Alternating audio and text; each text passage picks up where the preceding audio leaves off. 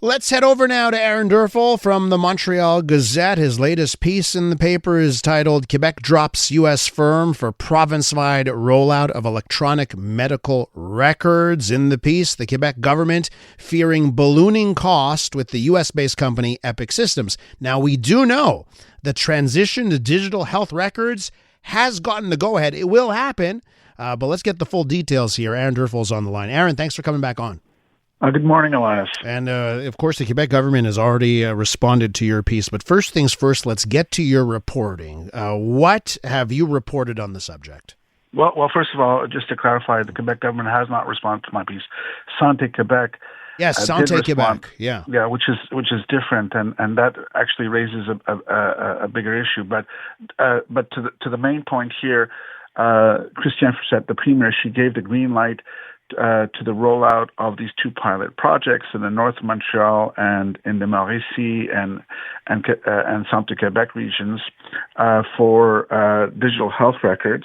But even there, there's a question whether they're going to be rolled out in every health institution, and certainly in some of the hospitals like Fleury and Sacré-Cœur in Montreal and Jean-Talon. They're going to still have paper records outside of intensive care units in the hospitals, which sort of defeats the purpose. But it points to the whole issue here about ballooning costs.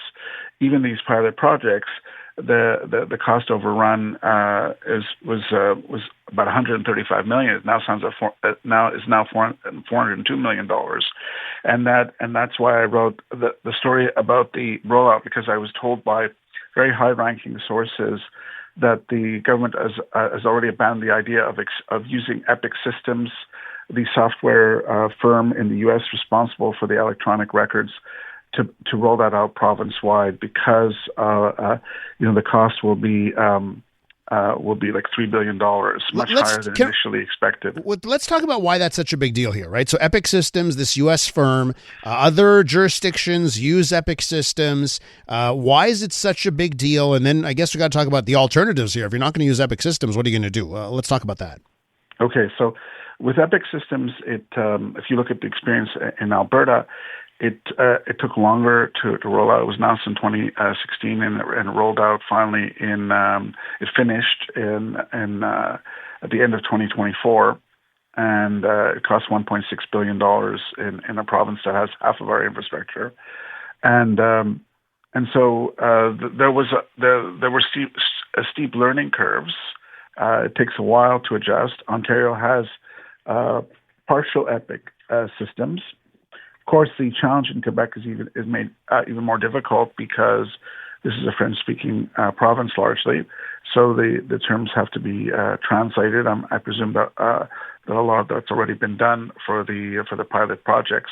But there are many different computer systems, and the challenge in Quebec is that I was told we don't have enough IT workers.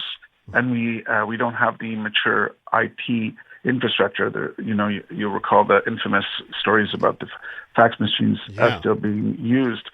So it's just for these two pilot projects, to get them to work, they've had to purposely roll back in an echo of the pandemic clinical activities because they want to ensure that the systems run as smoothly as possible. And even these systems, because, again, they don't have the money, nurses on other wards will still be writing vital signs down on paper.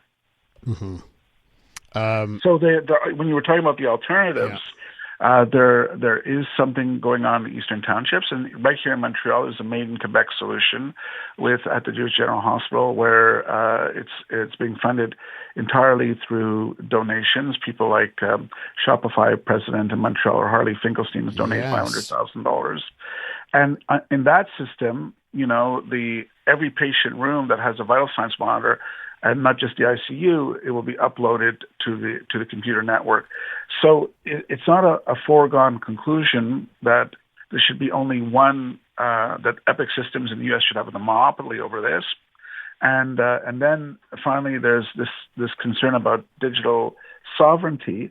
There's the U.S. Cloud Act that in the event of an investigation, law enforcement could seize data on foreign servers owned by American companies. Epic Systems will store patient data on its Montreal and Toronto servers. But, the former cybersecurity minister, Gilles Bélanger, who quit the CAC after he was effectively demoted, he said publicly, criticized his own government, warning that the data was not safe. So what's interesting here, if and I'm thinking, like, if Quebec doesn't have the IT know-how, what place does? Like, where, Montreal's known as a hub when it comes to tech and IT. I mean, it is, right? So yes, it is. But our healthcare system and when we're talking about infrastructure, it's not, our hospitals are literally falling apart. Our schools are literally falling apart. In the private sector, we might be a hub, but our hospital system is woefully deficient in that regard. So let me just ask you to react to the statement by Santé Québec that was put out, right? And as you rightfully pointed out, not the Quebec government, Santé Québec, because they've responded to your article that was published in the Gazette. They say to date, no decision has been made regarding a province-wide deployment of the digital health record, including any potential technological partnerships. So yes. I guess they're debating if it's a fait accompli. So Santé Québec can say whatever it wants to say. You'll note that it was Christiane Frechette and not Santé Québec. It was the premier who ultimately gave the green light to those two projects, pilot projects only, and the Treasury Board ultimately controls the costs. So I was told that it's just too gargantuan. There are too many concerns. There are too many worries about this. They just don't have the money. And it's not Santé Québec that will decide.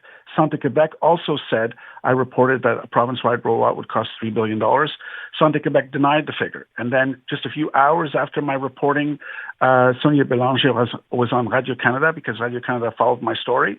And she said it would cost more than $2.5 billion, right? So Santé Québec says one thing. This is a tactic that their public affairs department puts out, challenging my reporting on every point, and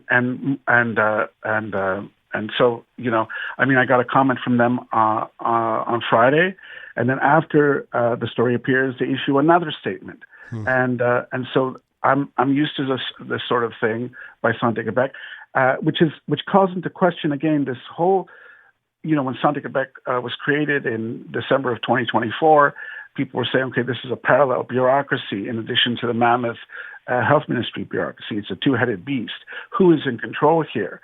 And so, Santé Québec says one thing, and then Sonia Bélanger a few weeks ago said, she had the power to cancel or veto the project.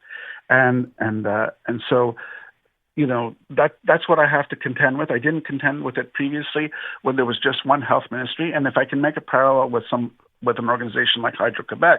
Hydro-Québec is a true crown corporation. It decides its own budget. Santé Québec, although it's a state corporation, it's the Quebec government that decides its budget, which is different. It's a clear distinction, and so they're trying to assert that they have the final say. No.